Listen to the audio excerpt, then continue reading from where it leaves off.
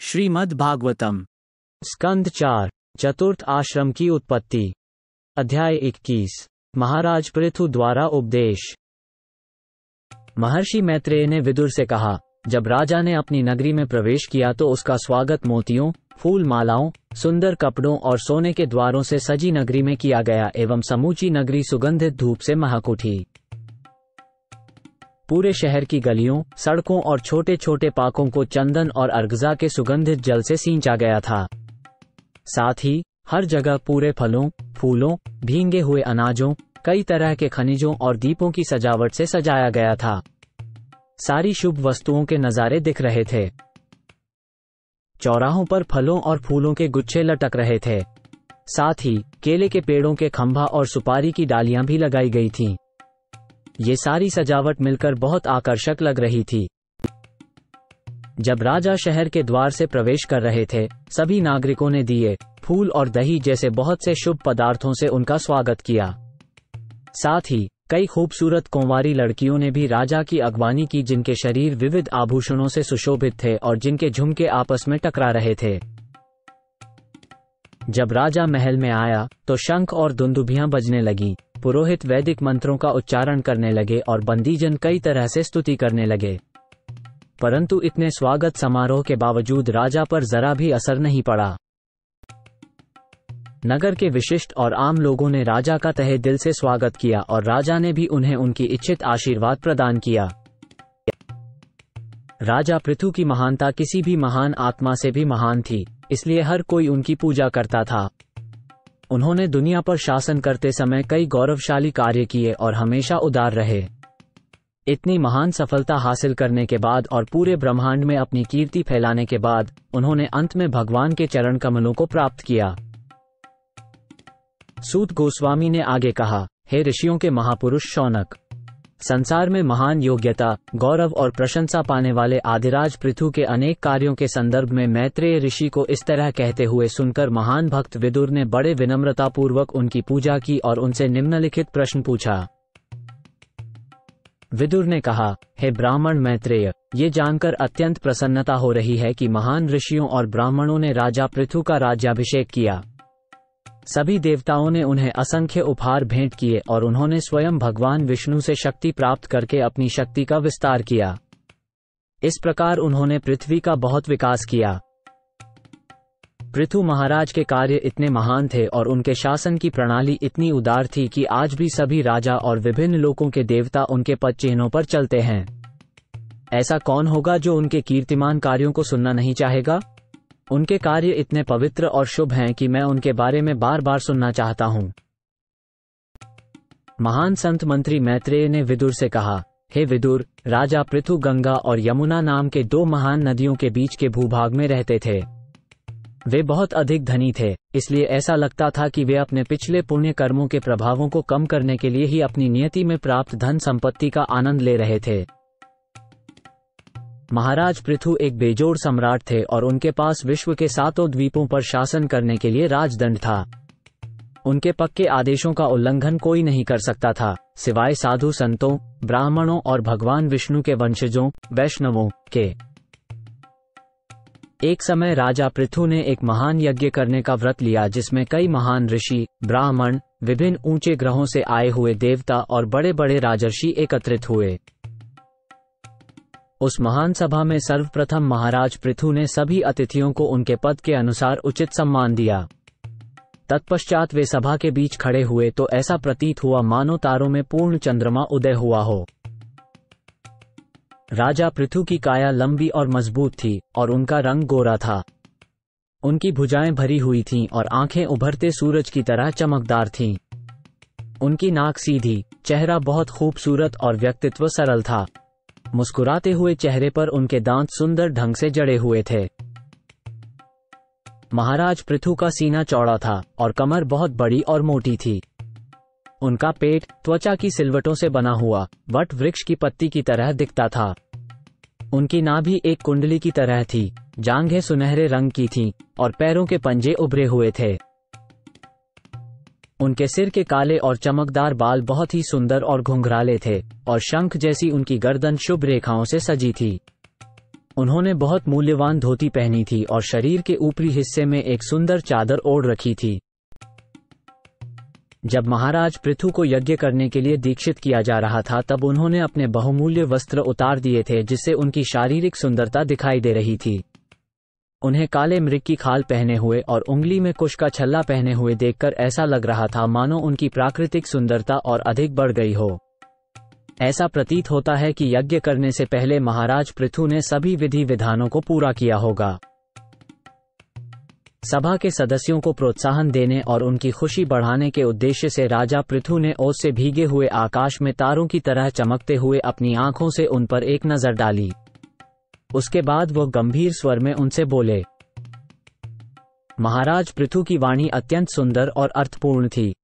उनके शब्दों में आलंकारिक भाषा का प्रयोग किया गया था और वे स्पष्ट और श्रवण करने में मधुर थे। उनके शब्द गंभीर और अर्थपूर्ण थे। ऐसा लग रहा था जैसे जब वे बोल रहे थे तो वे परम सत्य के बारे में अपनी निजी अनुभूति व्यक्त कर रहे थे, जिससे वहां मौजूद सभी लोग लाभान्वित हो सकें। राजा पृथु ने कहा, हे सभासदों, सबका कल्याण हो।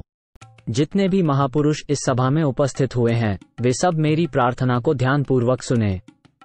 जो व्यक्ति सचमुच कुछ जानने का इच्छुक हो उसे चाहिए कि वो महात्माओं की इस सभा के समक्ष अपने निश्चय को प्रस्तुत करे। राजा पृथु ने आगे कहा, परमात्मा की कृपा से मैं इस लोक का राजा नियुक्त हुआ हूँ और मैं अपने राज्य के नागरिकों पर शासन करने, उन्हें किसी भी खतरे से सुरक्षित रखने और वैदिक आदेश से स्थापित सामाजिक व्यवस्था के तहत उन्हें उनके पद के अनुसार रोजगार मुहैया कराने के लिए ये राजदंड धारण कर रहा हूँ। महाराज पृथु बोले, मेरा मानना है कि राजा के कर्तव्यों का पालन करने से मैं वेदों के ज्ञाताओं द्वारा वर्णित इच्छित लक्ष्यों को प्राप्त कर सकूंगा। ये गंतव्य निश्चित रूप से भगवान की कृपा से प्राप्त होता है, जो सभी नियति के साक्षी हैं। वो राजा जो अपनी प्रजा को वर्ण एवं आश्रम के अनुसार उनके कर्तव्यों की शिक्षा नहीं देता और केवल कर वसूलता है, उसे प्रजा के अपवित्र कार्यों के लिए दंड भोगना पड़ता है। ऐसी अवनति के साथ ही राजा अपनी संपत्ति भी खो देता है। पृथु महाराज आगे कहते हैं, इसलिए प्रिय प्रजाओं, तुम्हें अपने राजा की मृत्यु के पश्चात उसके कल्याण के लिए वर्ण तथा आश्रम के अपने अपने पदों के अनुसार अपने कर्तव्यों का पालन समुचित ढंग से करना चाहिए और ईश्वर का अपने हृदयों में निरंतर चिंतन करना चाहिए। ऐसा करने से तुम अपने हितों की रक्षा कर सकोगे और मृत्यु के पश्चात अपने राजा को अनुग्रह प्रदान कर उसके कल्याण का कार्य कर सकोगे। मैं सभी पवित्र हृदय वाले देवताओं, पितरों और संतों से अनुरोध करता हूं कि वे मेरे प्रस्ताव का समर्थन करें, क्योंकि मृत्यु के बाद किसी भी कार्य का फल उसके कर्ता, निर्देशक और समर्थक द्वारा समान रूप से भोगा जाता है। श्रद्धेय देवियों और सज्जनों, शास्त्रों की प्रामाणिक वक्तव्य के अनुसार कोई सर्वोच्च अधिकारी अवश्य होना चाहिए जो हमें अपने वर्तमान कर्मों के अनुरूप पुरस्कृत कर सके। अन्यथा इस जीवन के साथ साथ मृत्यु के बाद के जीवन में कुछ लोग असाधारण रूप से सुंदर और शक्तिशाली क्यों हो सकते हैं? इस बात की पुष्टि न केवल वेदों के प्रमाणों से होती है, अपितु मनु, उत्तानपाद, ध्रुव, प्रियव्रत और मेरे पितामह अंग के साथ साथ महाराज प्रहलाद और बलि जैसे अन्य महान व्यक्तियों और सामान्य जीवों के व्यक्तिगत आचरण से भी होती है। ये सभी आस्तिक थे और गदाधारी भगवान के अस्तित्व में विश्वास करते थे। यद्यपि मृत्यु के दौहित्र और मेरे पिता वेन जैसे पापी व्यक्ति धर्म के मार्ग पर भ्रमित हो जाते हैं, परंतु ऊपर जिन महान व्यक्तित्वों का उल्लेख हुआ है वे इस बात से सहमत हैं कि इस संसार में धर्म, अर्थ, काम और मोक्ष या स्वर्ग के एकमात्र दाता परम पुरुषोत्तम परमेश्वर हैं।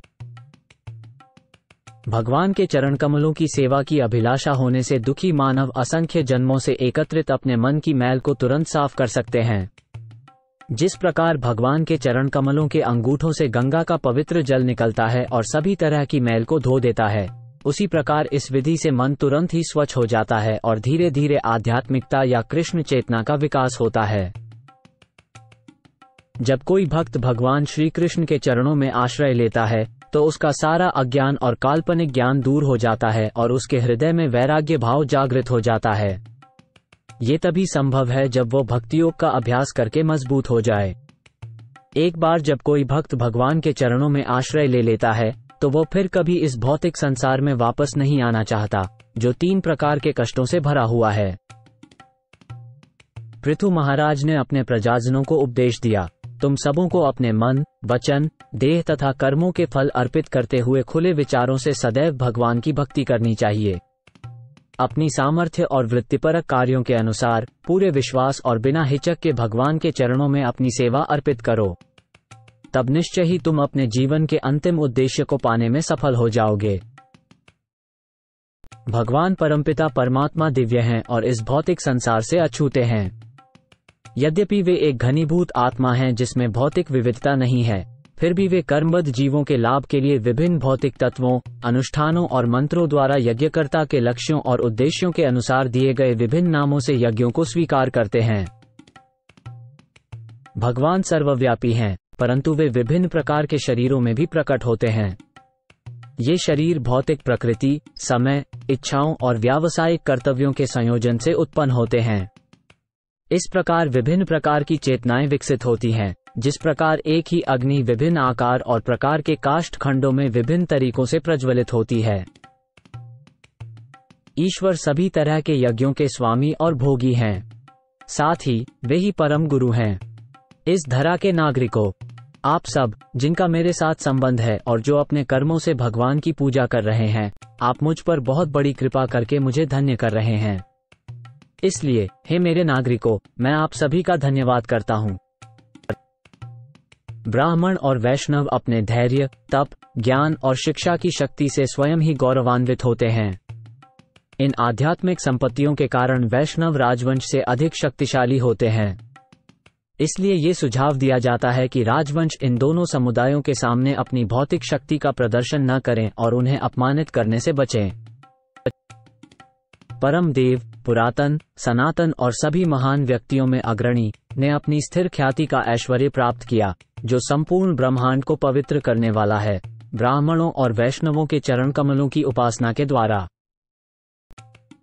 अनंत काल तक स्वतंत्र रहने वाले और हरेक के हृदय में वास करने वाले भगवान उन लोगों पर कृपा रखते हैं जो उनके चरण चिन्हों का अनुसरण करते हैं और बिना किसी हिचक के ब्राह्मणों और वैष्णवों के वंशजों की सेवा करते हैं, क्योंकि ब्राह्मण और वैष्णव हमेशा से ही उन्हें प्रिय हैं और वे भी उन्हें प्रिय हैं।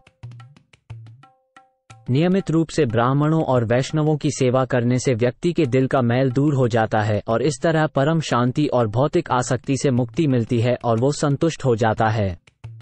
इस संसार में ब्राह्मणों की सेवा से बढ़कर कोई कर्मफलदायी कर्म नहीं है, क्योंकि इससे देवता प्रसन्न होते हैं जिनके लिए अनेक यज्ञों की सिफारिश की जाती है। यद्यपि ईश्वर अनंत विभिन्न देवताओं के नामों से अग्नि में अर्पित हवन को खाते हैं, परंतु वे अग्नि के द्वारा खाने में उतने रुचि नहीं रखते जितने कि विद्वानों और भक्तों के मुख से भेंट को स्वीकार करते हैं, क्योंकि तब उन्हें भक्तों का साथ नहीं छोड़ना पड़ता। ब्राह्मणी संस्कृति में ब्राह्मणों का दिव्य स्थान हमेशा बना रहता है, क्योंकि शास्त्रों के निर्देशों को श्रद्धा, तप, शास्त्रीय निर्णय, मन और इंद्रियों पर पूर्ण नियंत्रण और ध्यान के साथ स्वीकार किया जाता है। इस तरह जीवन का असली उद्देश्य उसी तरह उजागर हो जाता है जैसे साफ आईने में किसी का चेहरा पूरी तरह से प्रतिबिंबित होता है। यहाँ उपस्थित आर्यगण, मैं आप सबसे निवेदन करता हूँ कि आपका आशीर्वाद मुझे सदैव प्राप्त होता रहे, जिससे मैं अपने जीवन के अंत तक ब्राह्मणों और वैष्णवों के चरणों की धूलि को अपने मुकुट पर धारण कर सकूं। जो व्यक्ति इस धूलि को अपने सर पर लगाता है, वो पापमय जीवन से प्राप्त सभी कर्मफलों से मुक्त हो जाता है और अंततः सभी श्रेष्ठ और वांछनीय गुणों से परिपूर्ण हो जाता है।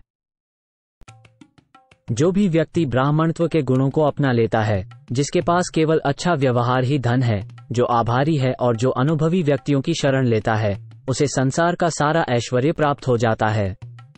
इसलिए मैं चाहता हूं कि श्री भगवान और उनके सहयोगी ब्राह्मण वर्ग, गौ और मुझ पर प्रसन्न रहें। ऋषि मैत्रेय ने कहा, राजा पृथु के इस प्रकार सुंदर भाषण को सुनकर सभी देवताओं, पितृलोक के निवासियों, ब्राह्मणों और उस सभा में उपस्थित साधु संतों ने अपनी शुभकामनाओं को व्यक्त करते हुए उनकी प्रशंसा की। उन्होंने घोषणा की कि वेदों का ये निष्कर्ष की पुष्टि हुई है कि पुत्र के कर्म से मनुष्य स्वर्गलोक को जीत सकता है, क्योंकि ब्राह्मणों के शाप से मारे गए सबसे पापी वेन को अब उसके पुत्र महाराज पृथु ने नारकीय जीवन के गहरे अंधेरे से मुक्ति दिलाई है। ठीक वैसे ही हिरण्यकशिपु अपने पाप के कारणों से सदा भगवान के श्रेष्ठता का उल्लंघन करते हुए नारकीय जीवन के सबसे गहरे भाग में चला गया, किंतु अपने महान पुत्र प्रहलाद महाराज की कृपा के कारण उसका भी उद्धार हो गया और वह भगवान के धाम वापस चला गया। सभी ऋषि और ब्राह्मणों ने पृथु महाराज को इस प्रकार संबोधित किया, हे वीर श्रेष्ठ, हे पृथ्वी के पिता, आप दीर्घजीवी हों, क्योंकि आप में समस्त ब्रह्मांड के स्वामी सनातन भगवान के प्रति अत्यधिक निर्भरता और विश्वास है। श्रोताओं ने आगे कहा, हे राजा पृथु, आपकी कीर्ति परम शुद्ध है, क्योंकि आप ब्राह्मणों के स्वामी भगवान की महिमाओं का प्रचार कर रहे हैं। हमारे बड़े भाग हैं कि हमने आपको स्वामी रूप में प्राप्त किया, जिससे हम अपने आप को भगवान के प्रत्यक्ष आश्रय में समझ रहे हैं।